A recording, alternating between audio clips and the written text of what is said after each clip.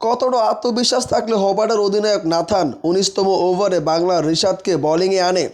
যদিও প্রথম ২ ওভারে রিশাদ ২১টা রান দিয়েছেন, ২ ওভারে খরুচে থাকলেও শেষ ২ ওভারে মাত্র ৬টা রান দিয়েছেন রিশাদ এবং তিনি জানান দিয়েছেন তিনি আত্মবিশ্বাসটা সবসময় পুঁজি করে রাখে।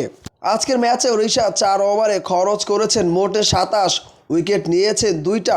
গুরুত্বপূর্ণ সময়ে গুরুত্বপূর্ণ বোলিংটাই যেন রিশাদের এখন দায়িত্বের মধ্যেই পড়েছে। হোবার্টের প্রাণকর্তা হয়ে উঠেছে বাংলার এই লেগ স্পিনারদের মধ্যে রিশাদ হোবার্টের একমাত্র বোলার যিনি এখন পর্যন্ত সবগুলো ম্যাচই খেলেছেন। প্রতিটা ম্যাচে নিজের সাফল্য জানান দিয়েছেন।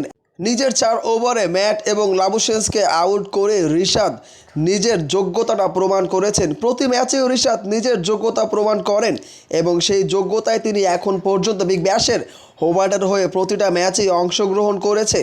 বাংলার এই রিশাদ একের পর এক বিগ ব্যাশের প্রতিটা ম্যাচের জন্যই ঝলমলে হয়ে উঠেছে এবং হোবার্ট রিশাদকে পেয়ে অনেকটা আনন্দিত। আগামী বছরও রিশাদ যে হোবার্টের হয়ে থাকবে তা নিশ্চিত বটে। তবে রিশাদ যেভাবে করে পারফরমেন্স করছে নিঃসন্দেহে বাংলাদেশের জন্য তা গৌরবের। আজকের ম্যাচে ব্রিসবেন ১৬০ রান করতে সক্ষম হয়েছে। ১৬১ রানের লক্ষ্যমাত্রায় রিশাদের দল ব্যাটিংয়ে নামবে। দেখা যাক রিশাদের দল আজকে ম্যাচটা জয়লাভ করতে পারে কিনা।